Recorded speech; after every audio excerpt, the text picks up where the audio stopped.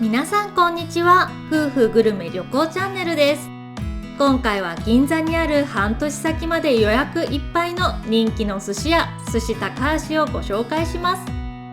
大将はミシュラン三つ星の寿司斉藤で修行をされ、美味しい料理と握りを出してくださいます。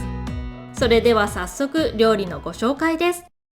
お酒を控えたいタイミングだったので、今回はノンアルビールで乾杯。まず一品目は毛ガニです。塩かカニ酢でいただきます。この一品は寿司高橋の名物でもあるんですよ。たっぷりのカニのほぐし身にカニの足が乗り、さらにその上にキャビアが乗せられています。なんともインパクトのある一品ですよね。カニの身がたっぷり。カニ酢の香りが爽やかで、カニの甘みを引き立ててくれます。カニが甘く絶品でした。ガリとわかめはポン酢でいただきます。ついつい箸が伸びてしまう美味しいわかめです。お次はタコの桜煮。この一品も寿司高橋の名物でもあります。実は前回食べてあまりの美味しさにこのタコを食べられるのを楽しみにしていたんです。プルプルとして柔らかく甘くて美味しいです。甘いのでわさびを多めにつけても美味しいし、わさびの香りも楽しめます。お次はカツオ。マグロのような見た目ですがカツオなんですよ。たくさん包丁の切れ目が入っており、ねっとりとしてまるでトロみたいです。軽く炙られているのか、ほんのりとスモーキーな香りもします。お次はマダイ。まず口の中に入れた瞬間、鼻に抜ける香りがいいんです。水分を抜き、少し熟成されたマダイは甘くて旨味の塊。素晴らしく美味しかったです。お次は小餅のヤリイカ。頭の部分にある透明のものは卵です。イカは歯ごたえがあるかと思ったら、プルプルで柔らかく、口の中で溶けていく感覚。想像と全く違った食感に驚きました。お次はあん肝。もみじおろしは辛いのでポン酢に溶かしていただきます。他で感じたことのないふわふわ食感。臭みもない爽やかな食べやすいあん肝でした。お次はカワハギ。間に薬味と肝も挟まっています。肝があることにより油を強く感じ、濃厚でトロトロ食感です。初めて食べた時は衝撃を受けましたよ。お次は小肌。酢で軽く締めてあり、小肌の風味豊かで美味しいです。小肌自体の旨味を強く感じました。年を重ねるごとに小肌を好きになっているような気がします。お次はタチウオのフライ。自家製のタルタルソースがかけられています。サクフワ食感でシソが入っていることもあり、タチウオの甘みに爽やかな風味が加わり美味しいんですよ。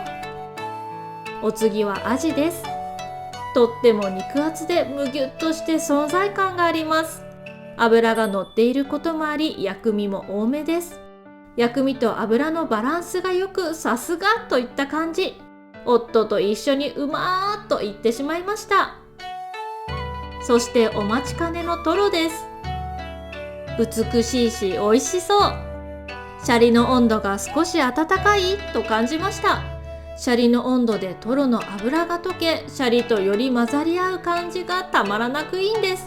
口の中でとろっと溶けてしまいました。トロの後はマグロの赤身です。赤身を食べて、トロはシャリの温度が高いことを確信。ネタに合わせてシャリの温度を変えているんですね。旨味の強い赤身でした。赤身を食べていると焼きたてのうなぎが目の前に。店の中にうなぎの香ばしい香りが広がります。ザクザクと気持ちのいい音がさらに期待を高めます。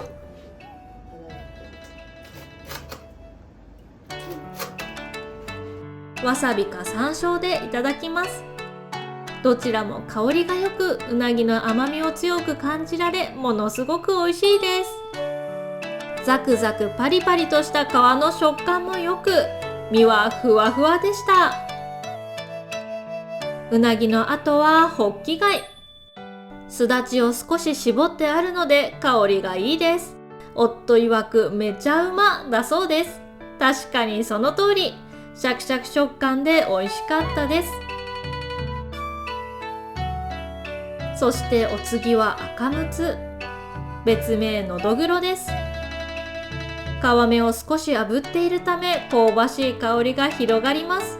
口の中で溶けてなくなってしまうほど脂が乗っており、とろっとしていました。